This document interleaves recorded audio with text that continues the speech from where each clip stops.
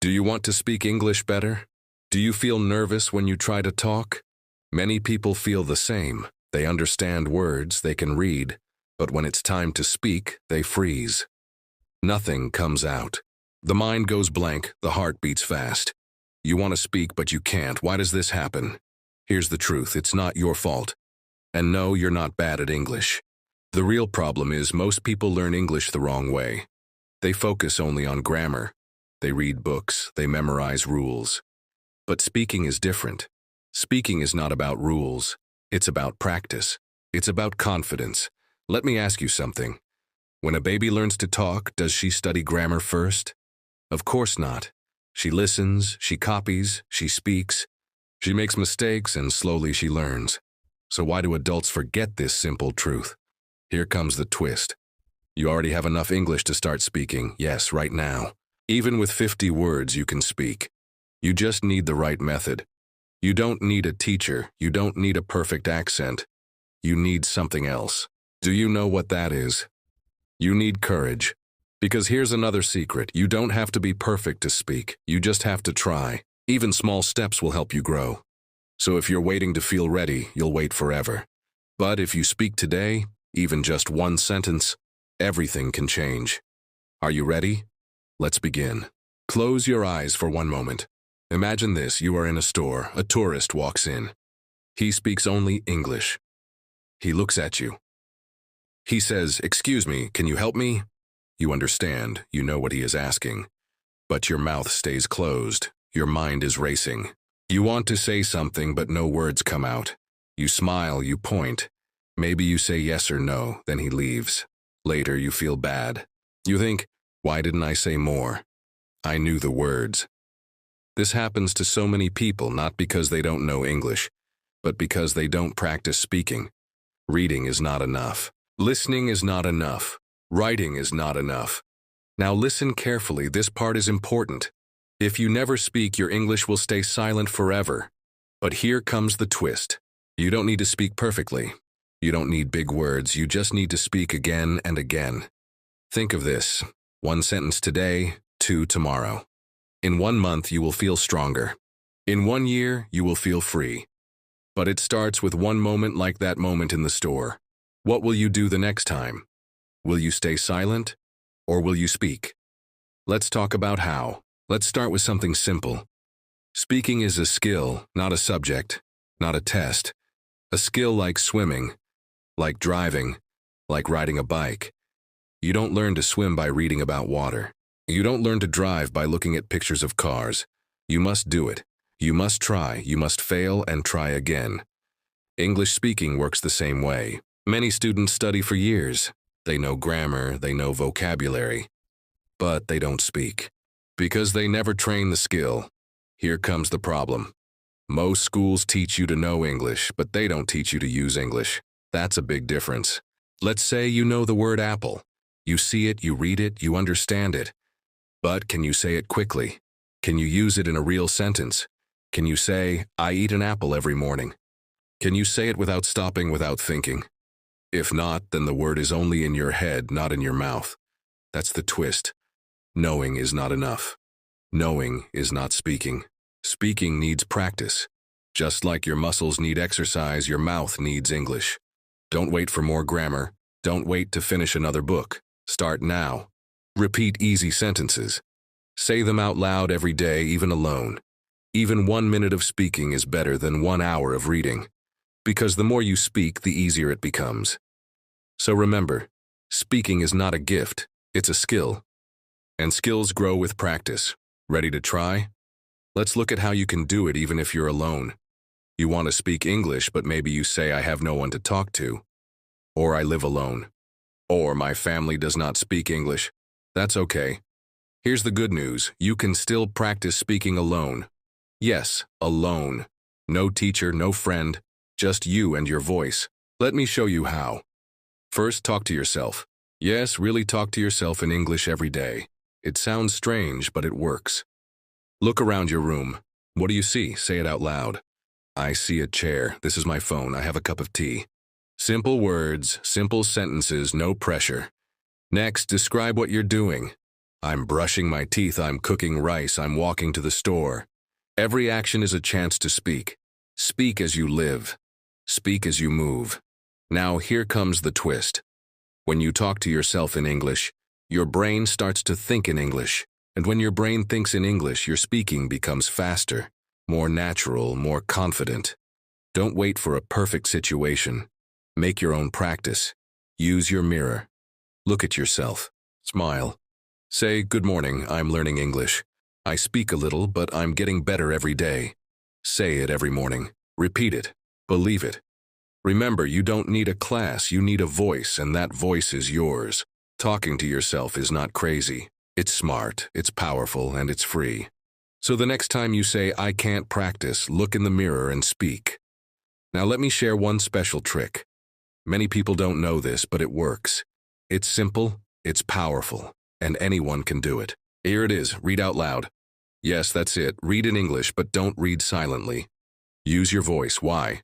Because when you read out loud, you train your mouth. You train your tongue, you train your brain to speak English sounds. It's like going to the gym, but for your speaking. Let's say you read a short story or even one paragraph.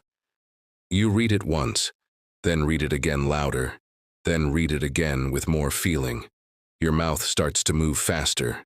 Your voice gets stronger. You feel more confident. Here comes the twist.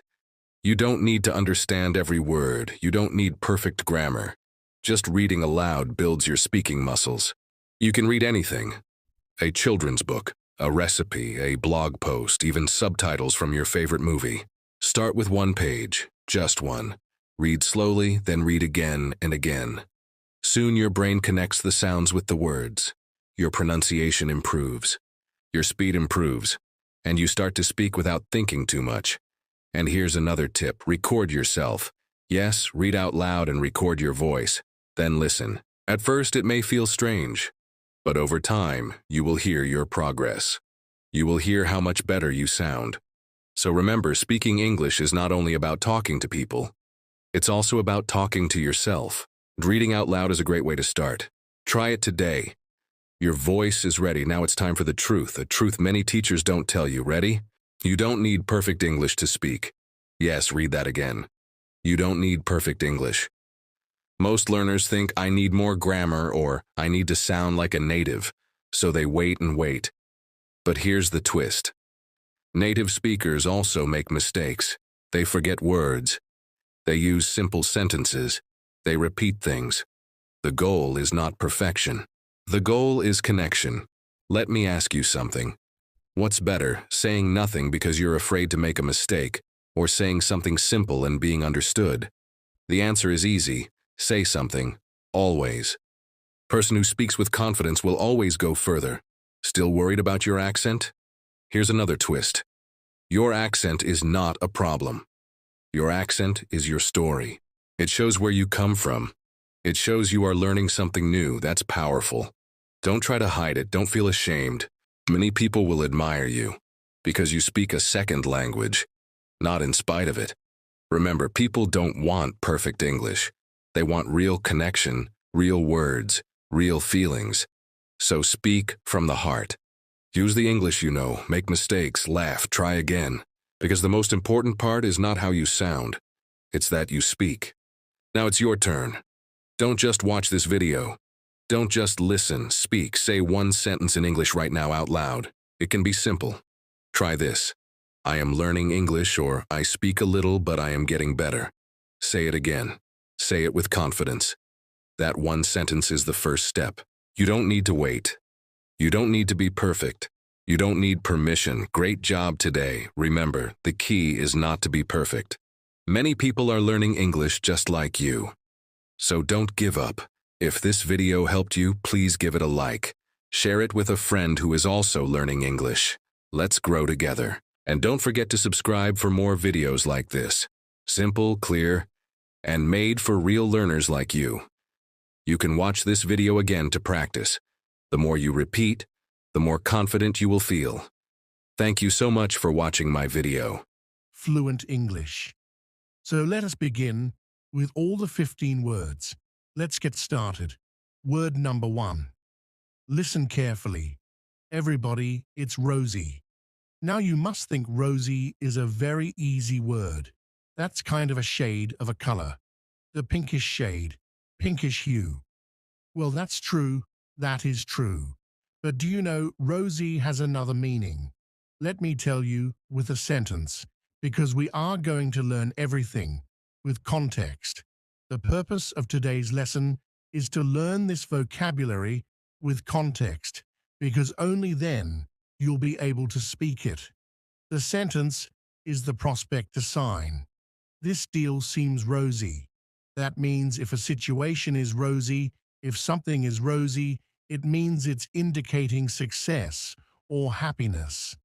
Something that is going to be hopeful in a positive way. So a rosy situation means a successful situation, a situation that will bring success, happiness, full of promises, a promising situation. Rosy is a very positive word, and it is used to describe a positive situation. So if a situation is positive, you say that's a rosy situation. Or you can also say that you felt rosy, right? You can also describe it as a feeling. But most of the time, this is described as a situation.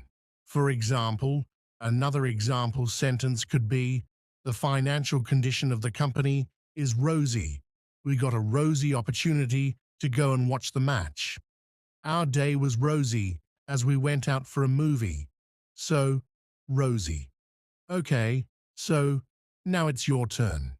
You have to make sentences on your own. Till then, let's move on to the next word. Now, word number 2. Listen carefully. First, it's contemplate. Contemplate. You can repeat. Now repeat. Contemplate. Contemplate. Let's look at the sentence first. He contemplated the situation before giving any answer. He contemplated the situation before giving any answer. So contemplate is basically to think about something. Think deeply about something. So thinking for a very long time or thinking too deeply about something is contemplate, right? People often contemplate before taking a decision. And people contemplate when they are analyzing a situation. That means they're thinking too deeply about a situation, thinking about something for a long time, being very thoughtful in your decision or something. Another sentence could be, she contemplates her future too often.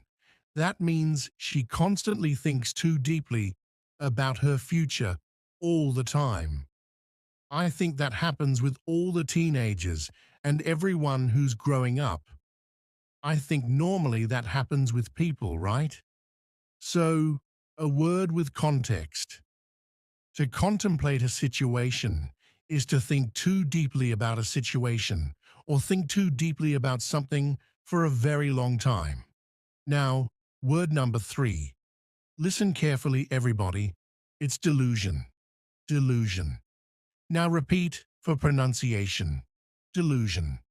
Once again, delusion. That's absolutely amazing.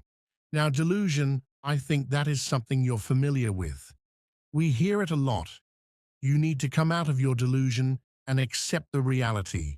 You need to come out of your delusion and accept the reality. So, delusion. Delusion is basically a situation that we have created in our mind, which is not real. It's fake. So, delusion can be anything. When you know about the facts, specifically, like if a person knows that the prospect of that person getting promoted is kind of non-existent, like they're not much, because there are other contenders who might have performed better. Now still, this person is thinking that, no, I will get promoted even after knowing that the other person or the other contenders performed better, and they are not accepting the reality, and they're living in this delusion that I'm going to get promoted. That is kind of delusion. that you know about the facts, still, you want to live in that fantasy or the fake world that you have created. That is delusion. So, yeah, you can use this word now correctly. That is delusion. Another sentence could be, he's being delusional to think that he's going to get promoted.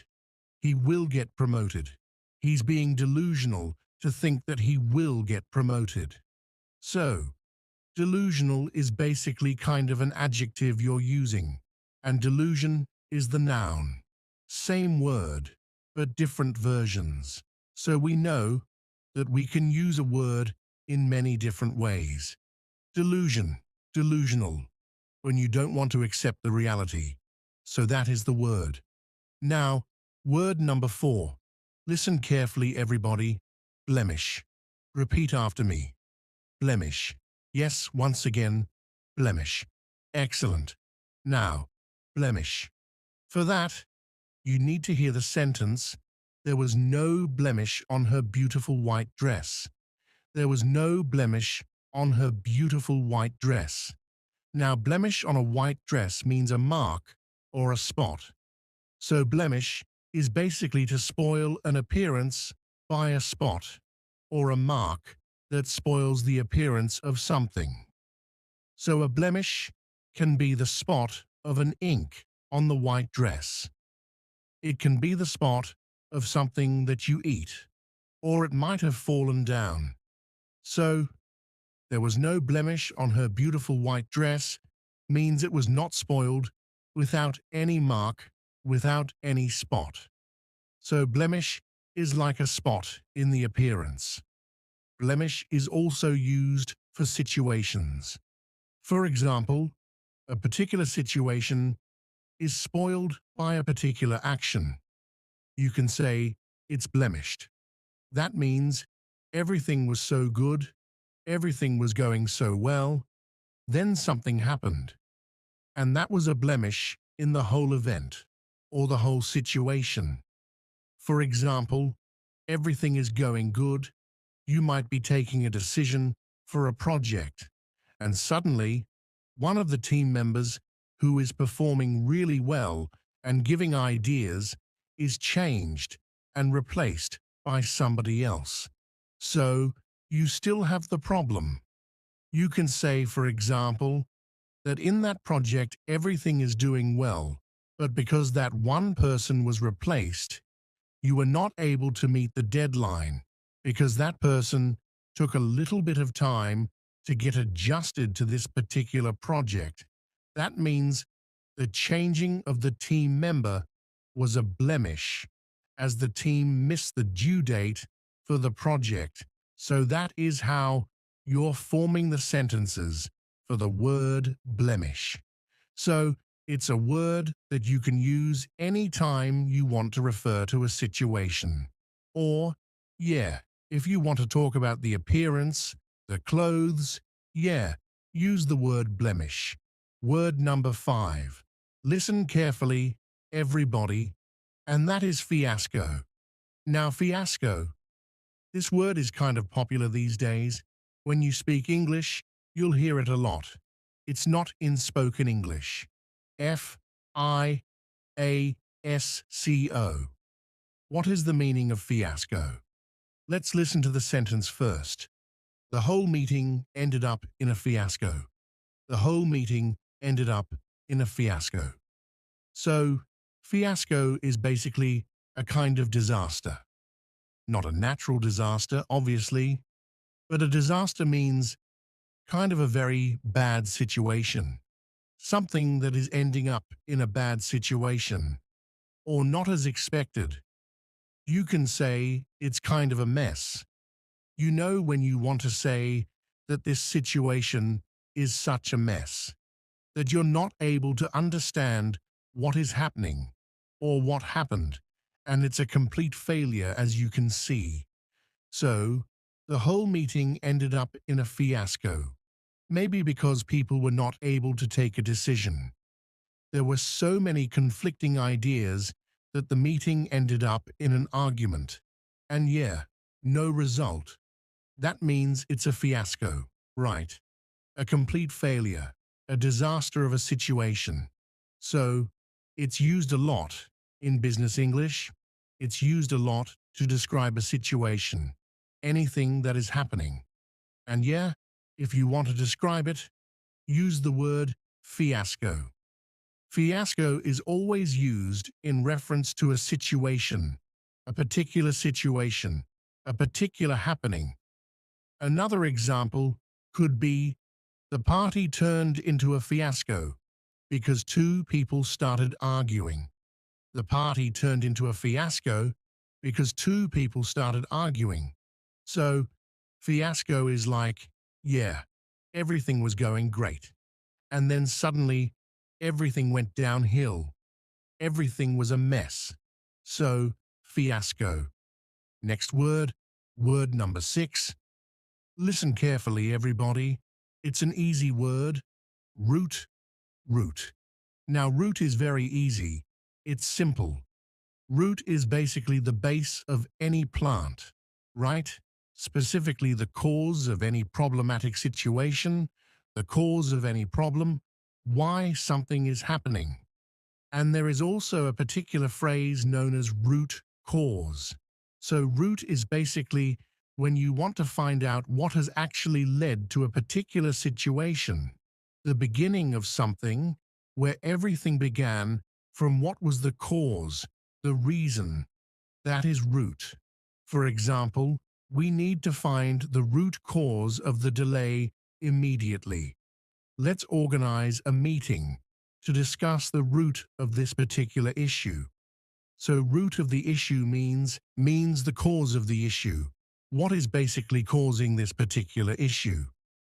Root cause is a phrase that we use a lot, and root means the base or the cause of a particular issue, situation, or problem. Word number 7. Listen carefully, everybody. Word number 7 is exaggerate, exaggerate. Now repeat after me. Exaggerate, exaggerate. Remember, there is a double G in this phrase. Spelling, but we do not say G, right? Exaggerate, exaggerate. Excellent. Now, what is exaggerate? Do not exaggerate the situation by adding unnecessary details. Do not exaggerate the situation by adding unnecessary details. Sales exaggerate. So exaggerate is basically to make it seem larger than it is. So exaggerate is basically to make it seem larger than it is. So exaggerate is, and you're going to exaggerate the price of that particular thing. I bought it for this and that. I bought it from here and that. So that is kind of exaggerating the thing. You get to attend an event and you tell details about it that were not true, and you're exaggerating. That means you're adding something which is more than what the event was. That means you're exaggerating. You're making it seem larger than the reality in reality what it was.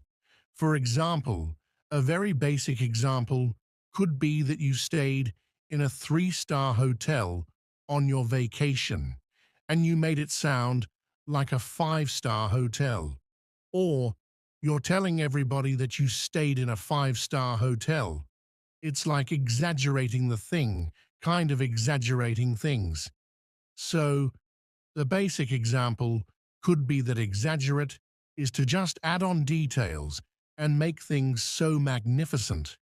In reality, they are not that magnificent, or you make them larger than reality.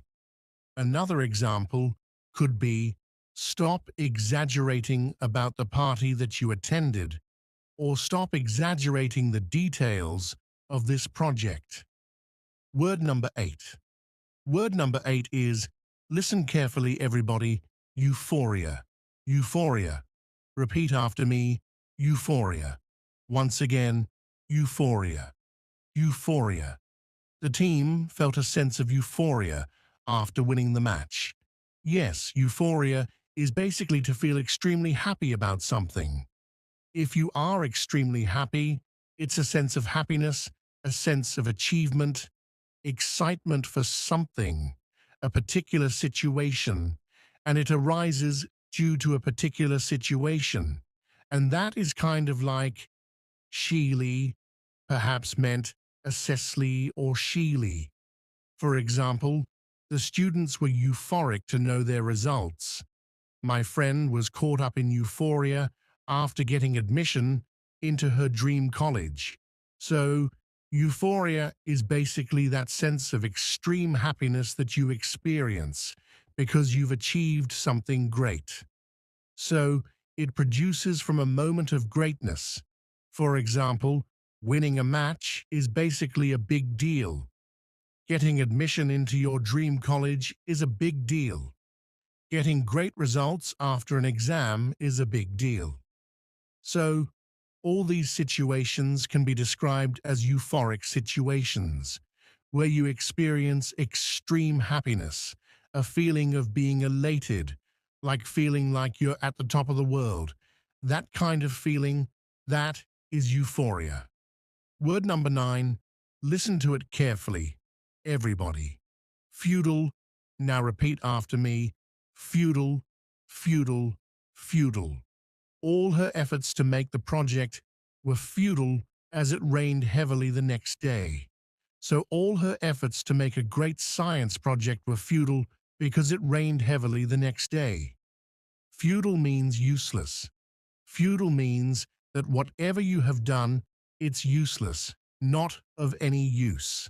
So, futile, your efforts for this project will become futile if you do not add more members to your team. That means use less. If you don't submit this assignment on the deadline, your assignment will become futile. So, the assignment is going to be futile because the teacher might not accept the assignment after the due date, after the end date, and hence the assignment is futile. No use of the assignment after that. So, futile is something that has become useless, or a situation that is useless, efforts that are useless. Sentence number 10. Listen carefully, everybody. Inevitable, inevitable. Repeat after me, inevitable. The inevitable appointment of the new CEO was an inevitable decision. You'll learn how to speak and hear new words. I learned a lot from a cartoon about a dog. Talking to people is also a great way to learn. Find friends who speak English practice online.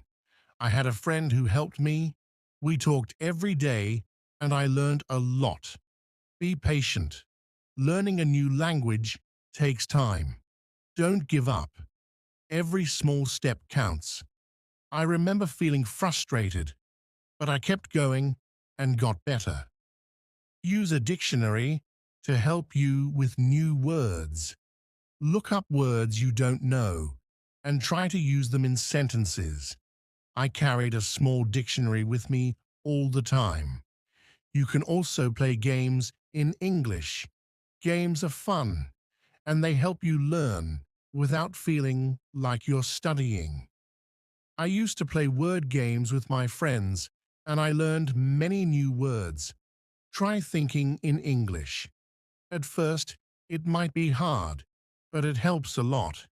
Start thinking in English every day, and you'll improve. Finally, set goals for yourself. Goals keep you focused. Start with small goals, and as you achieve them, you'll feel proud. Keep practicing, and remember, little by little, you will improve. Chapter 2. Hello again. In this chapter, we will talk about how to speak English better. Speaking is very important when you are learning a language. The more you speak, the easier it will become. Let's go through some easy steps to help you speak English confidently. First, don't be afraid to make mistakes. It's okay to make mistakes when learning. Everyone makes them, even native speakers. Mistakes are part of learning, so don't let them stop you. Every time you make a mistake, you're going to make a mistake. You learn something new. So, speak English every day, even if it's just for a few minutes. One good way to practice speaking is to talk to yourself. Yes, you can talk to yourself in English. It's a great way to practice without feeling nervous. You can describe your day, your plans, or even talk about your thoughts. The more you speak, the better you will get. Another tip is to find someone to talk to. If you have a friend or family member who speaks English, practice with them. If not, you can find people online who want to learn English too. You can join language exchange groups or find partners who will help you practice.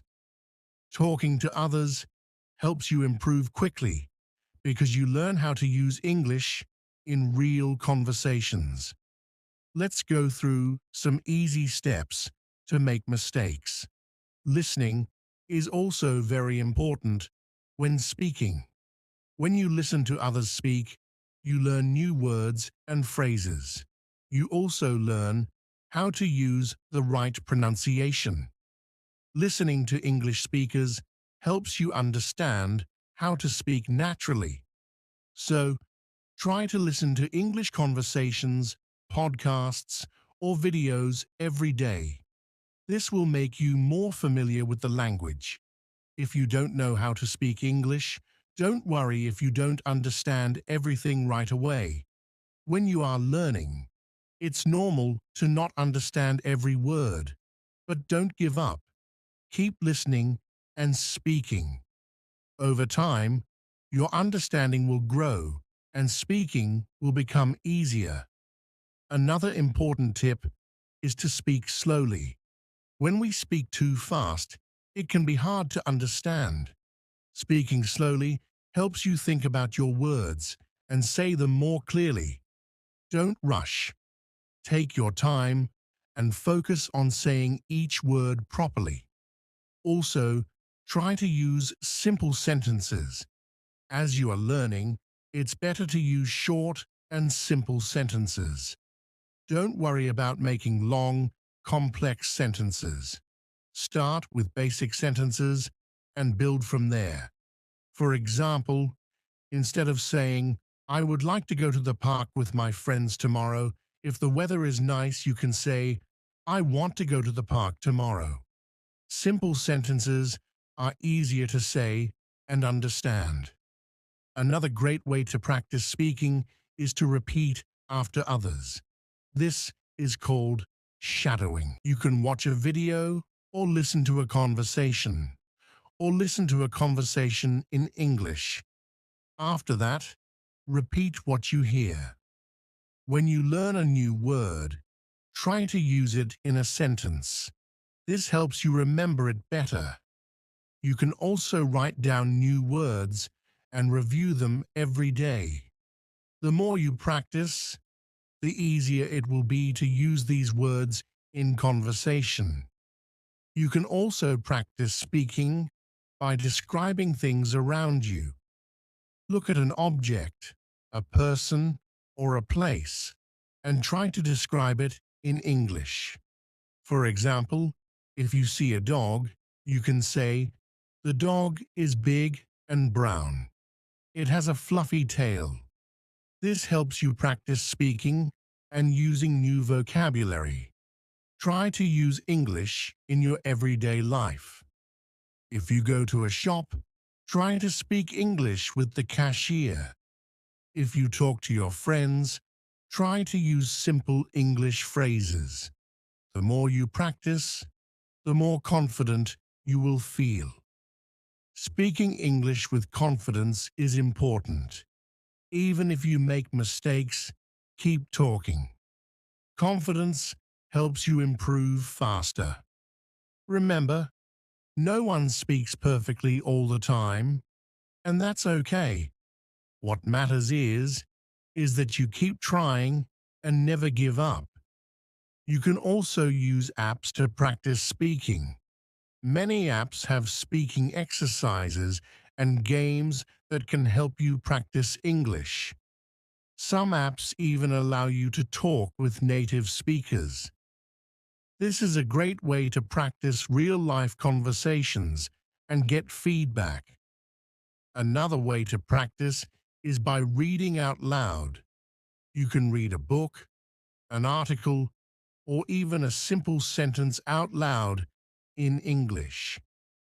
This helps you practice pronunciation and get used to speaking English.